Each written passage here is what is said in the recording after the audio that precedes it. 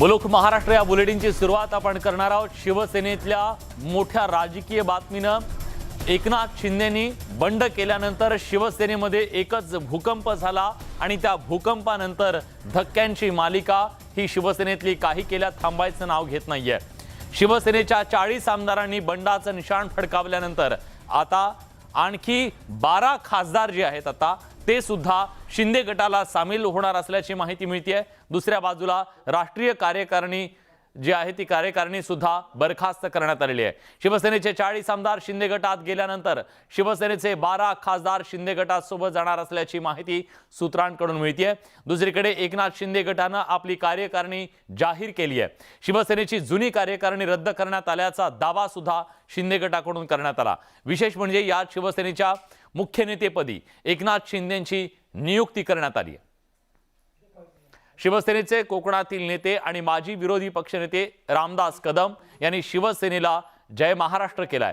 बाळासाहेब ठाकरेंच्या निधनानंतर नेतेपदाला किंमत उरली नाही असं म्हणत त्यांनी आपल्या नाराजीला वाट करून दिली आहे। तर रत्नागिरीत उदय सामंत यांच्या सोबत गेल्यानं काही पदाधिकाऱ्यांची शिवसेनेनं हकालपट्टी केली आहे। हकालपट्टी करण्यात आलेल्या नवीन पदाधिकाऱ्यांनी मात्र पदभार स्वीकारायला नकार दिलाय।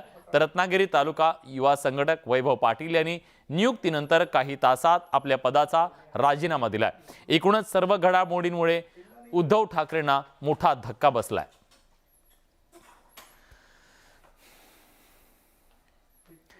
शिवसेना पक्षप्रमुख उद्धव ठाकरेंना मुख्यमंत्री एकनाथ शिंदेंनी आणखी एक धक्का दिलाय। आमदारांपाठोपाठ आता खासदारांनी सुद्धा उद्धव ठाकरेंची साथ सोडल्याचं समोर आलंय। जवळपास 12 खासदार एकनाथ शिंदेंच्या गटाला सामील होणार असल्याची माहिती मिळतेय। 2/3 खासदार फुटल्यानं उद्धव ठाकरेंसमोरचं पक्ष वाचवण्याचं एक कडवं आव्हान उभं राहिलेलं आहे आणि या आव्हानातून उद्धव ठाकरे शिवसेनेला कसं वाचवतात हे पाहणं महत्त्वाचं असेल। उद्धव ठाकरेंना शिंदेंचा आणखी एक धक्का। 12 खासदार एकनाथ शिंदेंच्या गळाला। खासदारांनीही सोडली ठाकरेंची साथ। एकनाथ शिंदेंनी शिवसेनेत केलेल्या उठावाचे रोज नवनवे धक्के उद्धव ठाकरेंना बसतात। एकनाथ शिंदेंसोबत 2/3 आमदार गेलेले असताना आता खासदारांनीही उद्धव ठाकरेंची साथ सोडण्याची तयारी केली आहे। मुंबईमध्ये मुख्यमंत्री एकनाथ शिंदेंसोबतच्या ऑनलाईन बैठकीत तब्बल 12 खासदार उपस्थित असल्याची माहिती समोर आली आहे। या संदर्भातली मला कल्पना नाही कोण कोण करते काय ते, पण हे आकडे टाकण्यापेक्षा त्यांची नावं सांगा, ते जास्त युक्तिक होईल आणि विश्वासार्ह होईल। नाही तर बातमी आहे त्याच्यात बात आहे आणि मी आहे, बात राहिली बाजूला आणि मी मात्र जास्त डोकावतो असं काही वेळा दिसतं, ते काही योग्य असं मला वाटत नाही। काही दिवसांपूर्वी न्यूज 18 लोकमत सोबत बोलताना उदय सामंत यांनीही तसाच दावा केला होता। सध्या एकनाथ शिंदेच्या संपर्कात नेमके किती खासदार आहेत शिवसेनेचे, आपल्याकडे काय माहिती? ना मला अधिकृत माहिती नाही, परंतु मी देखील शांतपणानं डोळे मिटून ज्यावेळी आकडे बघतो तर तो 12 ते 14 खासदारांच्या मध्ये जायला काही हरकत नाही असं माझं मत आहे। म्हणजे माझा हा विचार आहे। आणि जे आता आमच्याकडची काही मंडळी प्रचंड निष्ठावंत म्हणून जे मेळावे घेत आहेत, भाषणं करतायत, टीका करतायत, ते पण शरीरानं तिकडे आहेत, मनाने इकडे। शिवसेनेतल्या अनेक खासदारांना एकनाथ शिंदे यांच्याकडे ओढा होता। शिवाय भाजपशी पुन्हा युती व्हावी असं मतही काही खासदारांनी व्यक्त केलं होतं। आता जवळजवळ आम्हाला 3 वर्ष झालेत आणि 2च वर्ष राहिलेले आहेत। जी नैसर्गिक युती त्या ठिकाणी आहे, त्या माध्यमातून विकास कामं देखील होतील अशा प्रकारचं मत आपण त्या ठिकाणी मांडलं। विधान परिषद निवडणुकीवेळी शिवसेनेचे आमदार फुटले। आता राष्ट्रपती निवडणुकीच्या दिवशी खासदारांनी उद्धव ठाकरेंची साथ सोडल्याचं अधोरेखित झालंय। उद्धव ठाकरेंसाठी संघर्ष आणखी कठीण झालाय। उदय जाधव, न्यूज 18 लोकमत, मुंबई। तर शिंदे गटामध्ये कुठले खासदार सामील झालेले आहेत आपण एक नजर टाकूया। सत्तेच्या या सारीपाठावरती आता ही लढत अतिशय रंगतदार होती असं म्हणावं लागेल। श्रीकांत शिंदे कल्याण डोंबिवली लोकसभा मतदारसंघाचे खासदार, नाशिकचे हेमंत गोडसे, त्याचबरोबर राहुल शेवाळे दक्षिण मध्य मुंबईचे खासदार, हेमंत पाटील हिंगोलीचे, राजेंद्र गावित, कृपाल तुमाणे, रामटेकचे भावना गवळी या यवतमाळ वाशिमच्या खासदार आहेत, मावळचे श्रीरंग बारणे, कोल्हापूरचे संजय मंडलिक, हातकणंगले मतदारसंघाचे खासदार धैर्यशील माने, शिर्डीचे सदाशिव लोखंडे हे सगळे आता शिंदे गटात सामील झाल्याचं किंवा होणार असल्याचं कळतंय आणि आज त्यांनी एकनाथ शिंदे यांच्या सोबत ऑनलाईन बैठक केल्याची सुद्धा माहिती समोर येते। दरम्यान नाशिकचे शिवसेनेचे खासदार हेमंत गोडसे शिंदे गटात जाणार असल्याची माहिती मिळते। नव्या गटाच्या प्रतोदपदी राहुल शेवाळे यांचं नाव चर्चेत आहे, त्यांची नियुक्ती केली जाण्याची शक्यता आहे। या संदर्भात उद्या सकाळी 11 वाजता पत्र देऊन अधिकृत माहिती देण्यात येणार असल्याची सूत्रांनी सांगितलेलं आहे। त्यामुळे ठाकरे गटासाठी हा अतिशय मोठा धक्का असेल।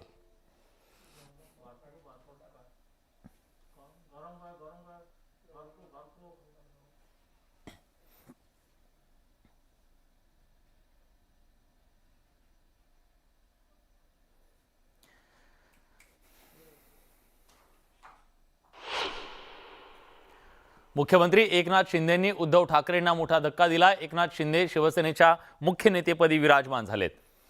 उद्धव ठाकरेंच्या शिवसेना पक्षप्रमुख पदाला आव्हान दिल्याचं सांगण्यात येत आहे। मुख्यमंत्री एकनाथ शिंदे गटानं शिवसेनेची नवी राष्ट्रीय कार्यकारिणी जाहीर केली आहे। शिवसेनेची जुनी राष्ट्रीय कार्यकारिणी बरखास्त केल्याचा दावा शिंदे गटानं केलाय। शिवसेना मुख्य नेते म्हणून मुख्यमंत्री एकनाथ शिंदे यांची निवड शिवसेना पक्षप्रमुख पदाला मात्र हात लावला गेलेला नाही। अजून आमदार दीपक केसरकर यांची प्रवक्तेपदी निवड करण्यात आली आहे। रामदास कदम आणि आनंदराव अडसूळ यांची उपनेतेपदी यशवंत जाधव, गुलाबराव पाटील, उदय सामंत, शरद पोंक्षे, तानाजी सावंत, विजय नाहटा, आढळराव पाटील यांची निवड करण्यात आली आहे।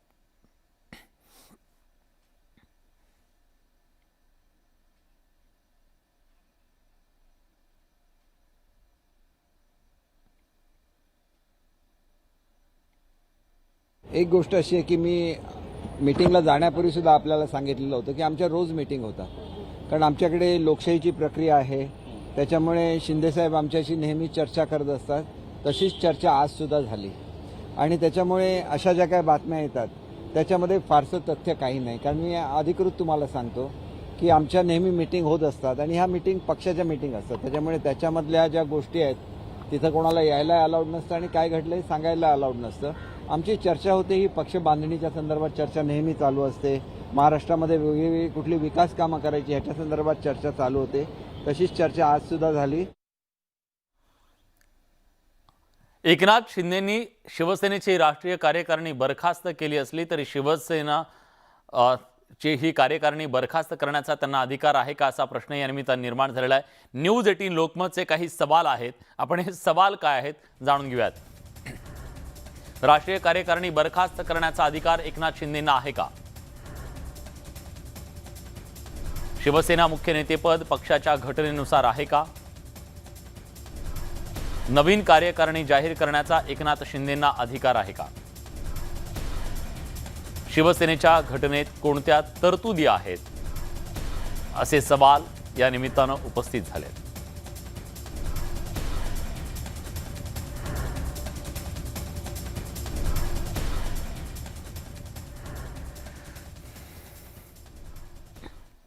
फुटीर गटाच्या आमदारांना आपल्या सोबत राखण्यासाठीचा शेवटचा प्रयत्न सुरू असून त्यांच्या नव्या कार्यकारिणीला काही अर्थ नाही।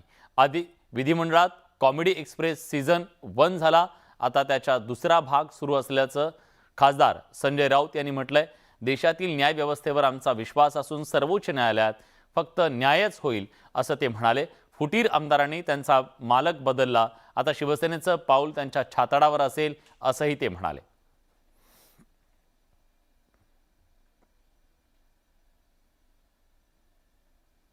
आमदारांच्या अपात्रतेसंदर्भात जी याचिका शिवसेनेची आहे ती कायद्याच्या नियमाच्या आधारावरती पक्की आहे आणि जो न्याय मिळायचा आहे तो आम्हाला न्यायालयात मिळेल। त्या भयातून, त्या भीतीतून त्या भीतीतून आज त्यांनी घाईघाईनं गटानं एक गट शिवसेनेची कार्यकारिणी कशी काय बरखास्त करू शकतो, जो फुटीर गट आहे त्या फुटीर गटाला अजून पक्ष म्हणून मान्यता नाहीये आणि तो फुटीर गट बाळासाहेब ठाकरेंच्या 56 वर्षाच्या शिवसेनेची कार्यकारिणी बरखास्त करतो आणि स्वतःची कार्यकारिणी जाहीर करतो. म्हणून ही कॉमेडी एक्सप्रेस सीझन 2 आहे. हा लोक हसतायत, लोक मजा घेत आहेत, आनंद आहे. तिकडे रामदास कदम यांनी शिवसेनेच्या नेतेपदाचा राजीनामा दिला आणि हा नेतेपदाचा राजीनामा दिल्यानंतर रामदास कदम यांनी त्यांच्यावर आता कठोर कारवाई करण्यात आली आहे. शिवसेना पक्षप्रमुख उद्धव ठाकरे यांनी कदम यांची पक्षातून हकालपट्टी केली आहे. कदम यांच्यासोबत शिवसेनेचे माजी खासदार आनंदराव अडसूळ यांची देखील हकालपट्टी करण्यात आली आहे. शिवसेना पक्षप्रमुख उद्धव ठाकरे यांनी तसे आदेश दिल्याची माहिती शिवसेनेच्या मध्यवर्ती कार्यालयाने दिली आहे. सकाळी रामदास कदमांनी शिवसेनेच्या सर्व पदांचा राजीनामा दिला होता, तर आनंदराव अडसूळ यांनी काही दिवसांपूर्वी शिवसेना पक्षनेतेपदाचा राजीनामा दिला होता.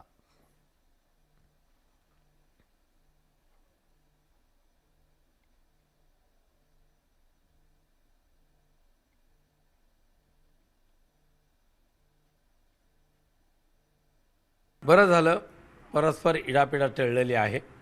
मागच्या 2 वर्षापासून शिवसेनेशी पूर्णपणे संपर्क त्यांनी सोडला होता. राष्ट्रीय कार्यकारिणीला सुद्धा रामदास कदम यांना आमंत्रित केलं होतं, पण त्यावेळेला सुद्धा ते आले नव्हते. 1 महिन्यापूर्वी पुन्हा उद्धवजी ठाकरे साहेबांनी त्यांना निरोप पाठवला होता येऊन भेटा म्हणून, ते आले नाही. आणि आत्ता इतरांची कुठे शरणागती पत्करत असताना केवळ आणि केवळ काहीतरी कोणतं खापर फोडायचं उद्धव साहेबांवर, म्हणून हा रचलेला कुभांड आहे. आम्ही त्यांना किंमत देत नाही. कसं आहे की मला रामदासबाईंशी बोलायला लागेल, कारण त्यांनी अजून मला ऑथराईज केलेलं नाही प्रवक्ता म्हणून. मी शिंदे गटाचा प्रवक्ता आहे. शिंदे गटाचा म्हणण्यापेक्षा शिवसेनेचा प्रवक्ता आहे, ज्याचं नेतृत्व शिंदे साहेब करतायत आणि त्याच्यामुळे त्यांच्या वतीने मी बोलू शकेन. रामदासबाई हे आमचे कोकणाचे नेते आहेत, त्यांची हकलपट्टी कोण करू शकत नाही. तो स्वाभिमानी असतो कोकणचा मनुष्य. त्यांनी निश्चितपणे राजीनामा दिलेला असणार याची मला खात्री आहे. शिंदे आणि फडणवीस सरकार स्थापन झालं, पण 16 दिवस उलटले तरी मंत्रिमंडळ विस्तार अजूनही झालेला नाहीये. 20 किंवा 21 तारखेला मंत्रिमंडळ विस्तार होण्याची शक्यता वर्तवली जाते. अशात मंत्रिमंडळ विस्ताराच्या आधी मुख्यमंत्री एकनाथ शिंदे दिल्लीच्या दौऱ्यावर जाणार आहेत. दिल्ली दरबारी मंत्रिमंडळाच्या विस्तारावर चर्चा करण्याची शक्यता वर्तवली जाते. राज्य मंत्रिमंडळ विस्ताराच्या पूर्वी मुख्यमंत्री एकनाथ शिंदे रात्री दिल्ली दौऱ्यावर जाणार असल्याची माहिती समोर आली आहे. एकनाथ शिंदे हे दिल्लीत भाजपच्या वरिष्ठ नेत्यांची भेट घेणार असल्याचंही समोर येत आहे. या दौऱ्यात शिंदे देशाचे महाधिवक्ता तुषार मेहता यांचीही भेट घेणार असल्याची माहिती समोर आली आहे. त्याचबरोबर सर्वोच्च न्यायालयात येत्या 20 जुलै रोजी शिवसेना ठाकरे गट आणि शिंदे गटाच्या याचिकांवर सुनावणी होणार आहे. या सुनावणीत कोर्ट काय निर्णय देतं हे पाहणं महत्त्वाचं ठरणार आहे. पण त्याआधीच एकनाथ शिंदे हे दिल्लीला जातील.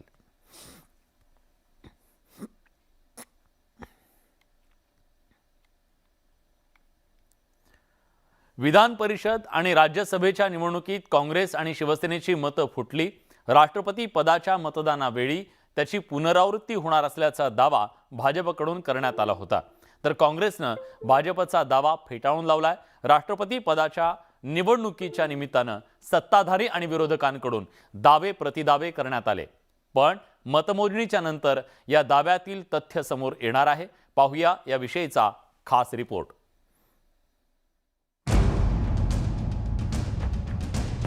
राष्ट्रपती पदाच्या निवडणुकीवरून राज्यातील सत्ताधारी आणि विरोधक पुन्हा एकदा आमनेसामने आले आहेत. खरं तर राष्ट्रपती पदाच्या निवडणुकीत महाविकास आघाडीतील शिवसेनेनं एनडीएच्या उमेदवार द्रौपदी मुर्मूंना पाठिंबा जाहीर केला होता. त्यामुळे राष्ट्रपती पदाच्या निवडणुकीत आघाडीत एकमत नसल्याचं आधीच उघड झालं होतं. सोमवारी शिवसेनेसह शिंदे गटाच्या आमदार आणि खासदारांनी द्रौपदी मुर्मूंना मतदान केलं, तर दोन्ही काँग्रेसनं यशवंत सिन्हांच्या बाजूनं कौल दिला. मात्र या मतदानापूर्वी सत्ताधारी आणि विरोधकांमध्ये चांगल्याच राजकीय कलगीतुरा रंगल्याचं पाहायला मिळालं. राष्ट्रपती पदाच्या निवडणुकीत दोन्ही काँग्रेसची मतं फुटतील असा दावा भाजपकडून करण्यात आला. पण तो तुमचे आमदार कोणाला मतदान करणार आहे याची चिंता फक्त तुम्ही करा. मला वाटतं अनेक आमदार काँग्रेस राष्ट्रवादीमधले सुद्धा आमचे उमेदवार जे द्रौपदी मुर्मू यांना या ठिकाणी मतदान करणार आहेत आणि मला वाटतं निकालानंतर ते स्पष्ट होईल. राष्ट्रपती पदाच्या निवडणुकीच्या निमित्तानं भाजप आणि दोन्ही काँग्रेसकडून दावे प्रतिदावे करण्यात आले. पक्षाच्या सीमा ओलांडून काँग्रेसचे आमदार द्रौपदी मुर्मूंना मतदान करतील असा दावा भाजप नेत्यांकडून करण्यात आला. द्रौपदी मुर्मू यांना समर्थन आणि मतदान पक्ष मर्यादा सोडून, पक्ष बंधनं सोडून हे मतदान सर्वपक्षीय होईल. महाराष्ट्रात मोठ्या प्रमाणात मतदान झाल्याचं आपल्याला दिसेल. राष्ट्रपती पदाच्या निवडणुकीत काँग्रेसची मतं फुटतील ही केवळ अफवा असल्याचा दावा काँग्रेसकडून करण्यात आलाय. शेवटी आकडा तर समजणार आहे, त्यामुळे तशी अडचण नाही. आमचे मत व्यवस्थित आहे, व्यवस्थित पद्धतीनं मतदान हे होणार आहे माननीय यशवंत सिन्हा यांना. काँग्रेसचे चांगले मतं सर्व राहतील, चांगल्या पद्धतीने राहतील. 44 मतं हे माननीय यशवंत सिन्हा यांना पण. सत्ताधारी आणि विरोधकांमधील या दाव्या प्रतिदाव्याला नुकतंच झालेल्या विधान परिषद आणि राज्यसभेच्या निवडणुकीची पार्श्वभूमी आहे. त्या दोन्ही निवडणुकीत महाविकास आघाडीची मतं फुटली होती. त्यामुळे भाजपचा आत्मविश्वास वाढला असून राष्ट्रपती पदाच्या निवडणुकीत असाच चमत्कार होईल असा दावा सत्ताधाऱ्यांकडून केला जात आहे.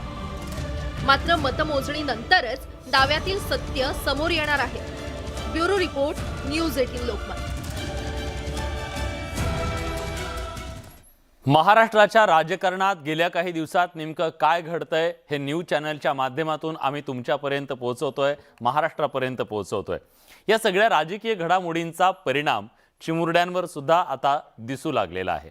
बातम्या पाहून लहान मुलं सुद्धा महाराष्ट्राच्या राजकारणात काय सुरू आहे हे त्यांना कळू लागलेलं आहे. आणि गुवाहाटी तिथलं हॉटेल मुलांच्या अगदी परिचयाचं झालंय. त्यामुळे एका चिमुरडीनं तर थेट मुख्यमंत्री एकनाथ शिंदेंकडेच आता गुवाहाटीला जाण्याची मागणी केली आहे. बघूया.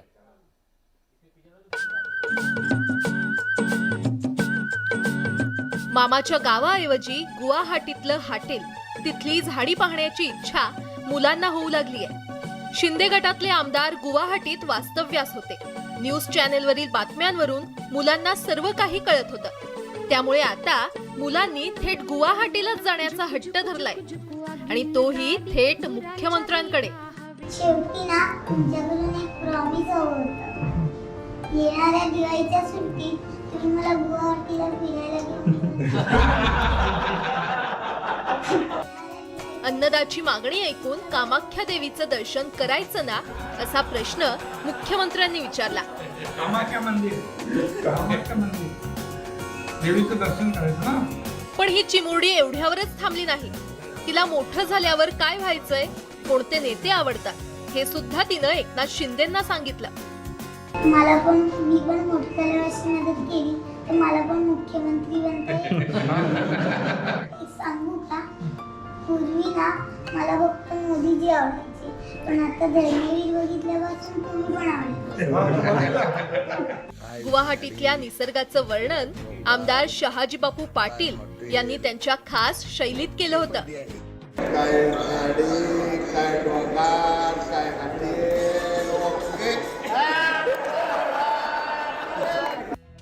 रत्नागिरी जिल्ह्यातल्या अन्नदाने नंदनवन बंगल्यावर मुख्यमंत्र्यांकडून गुवाहाटीला फिरायला जायचं प्रॉमिस घेतलंय. आता दिवाळीमध्ये अन्नदाला गुवाहाटीतलं हॉटेल आणि तिथली झाडी पाहायला मिळू शकणार आहे. Bureau report, news 18 Lokmat. यानंतर बातमी एका भीषण अशा अपघाताची. मध्य प्रदेशच्या इंदूरहून अमळनेरच्या दिशेने जाणारी एसटी महामंडळाची बस पुन्हा एकदा अपघातग्रस्त झाली. ब्रिजचा कठडा तोडून ती नदीपात्रात कोसळली. बघा, हा जो ब्रिज आहे, हा ब्रिज त्याचा कठडा तुटला, ही बस नियंत्रण सुटलं आणि त्यानंतर मग ही बस कोसळलेली आहे नदीपात्रामध्ये. 12 जणांना यात आपले प्राण गमवावे लागलेले आहेत. खरं तर पावसाचे दिवस आहेत, अनेक ठिकाणी ब्रिजच्या वरून सुद्धा पाणी वाहत असतं. इथं ब्रिजच्या वरून पाणी वाहत नव्हतं खरं तर, पण नदीपात्रात प्रचंड मोठ्या प्रमाणात पाणी होतं. पण जेव्हा बस आली, एका गाडीला वाचवण्याच्या नादामध्ये बसवरचं नियंत्रण सुटलं एसटी कर्मचाऱ्याचं आणि मग ती नदीमध्ये कोसळली. मध्य प्रदेशच्या इंदूरहून अमळनेरच्या दिशेने जाणारी एसटी महामंडळाची बस पूल तोडून, कठडा तोडून नर्मदा नदीत कोसळली. यात 12 प्रवाशांचा मृत्यू झालाय. यात बसचा चालक आणि वाहकाचा सुद्धा समावेश आहे. धार जिल्ह्यातल्या खलघाट इथं ही दुर्घटना घडली आहे. इंदूरहून ही बस महाराष्ट्रातल्या अमळनेरकडे येत होती. मुसळधार पाऊस सुरू असताना अचानक चालकाचं नियंत्रण सुटलं आणि पुलावरून बस नर्मदा नदीत कोसळली.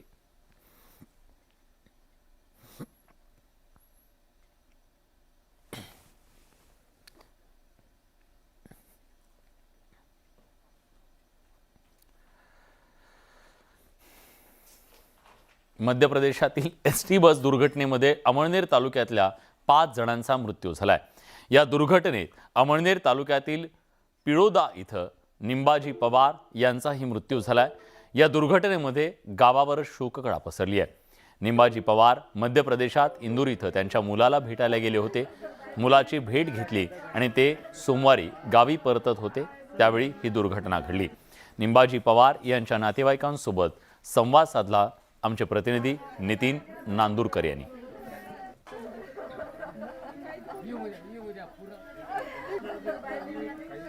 जळगावच्या अंमळनेरातील 5 जणांचा या अपघातामध्ये दुर्दैवीपणे मृत्यू झालेला आहे. यामध्ये आपण बघू शकतोय, आपण आलेलो आहोत अंमळनेर शहरातील या ठिकाणी पिळोदा या गावात. या ठिकाणी वृद्ध बाबा जे आहेत निंबाजी पवार यांचाही या अपघातामध्ये मृत्यू झालेला आहे. त्यांचे काही कुटुंबीय आपल्यासोबत आहेत, त्यांचा पुतण्या आपल्यासोबत आहेत. त्याचा काय सांगाल? आपल्याला पहिली माहिती कशी कळली, काय सांगाल? या घटनेची पहिली माहिती आमच्या गावचे एस टी कर्मचारी जितेंद्र साळुंके यांच्यामार्फत कळली की त्यांनी मला विचारलं की बाबा नेमके कुठे गेलेले आहेत, कारण त्याला थोडी माहिती होती की बाबा इंदोरला गेलेले आहेत. त्याने मला विचारल्यानंतर मी जेव्हा शहानिशा केली तेव्हा समजलं की बाबा इंदोरहून परत येत आहेत. मी त्याला तसं सांगितलं. आजीचाही कुठेतरी दुर्दैवी मृत्यू झाल्याची चर्चा या ठिकाणी झालेली होती. नेमका काय प्रकार होता? काकू या घरीच होत्या, पण त्या नेहमी काकांसोबत जात असतात. परंतु पहिली जी अशी वेळ होती की काकूंना घरीच टाकून गेले, परंतु काकांच्या खिशात त्या काकूंचे आधार कार्ड असल्यामुळे जेव्हा आम्ही टी व्हीवर पाहिलं की काकूंचं नाव पण मयत लोकांच्या यादीमध्ये येत आहे, परंतु काकू या घरीच होत्या. आपण बघतोय निंबाजी पवार हे घरातील कर्ता व्यक्तिमत्व होता. त्यामुळे या सर्व पवार कुटुंबियावर शोककळा पसरल्याचे चित्र यामुळे घडलेले आहेत. नितीन नांदुरकर, न्यूज 18 लोकमत, जळगाव. या सगळ्या घडामोडींसोबत बुलेटिनमध्ये आपण इथेच थांबतोय, पण ब्रेकनंतर आपण जाणून घेणार आहोत महाराष्ट्रातल्या गावगावची बित्तम बातमी, अगदी सुपरफास्ट. कुठे जाऊ नका, पहा फक्त न्यूज 18 लोकमत.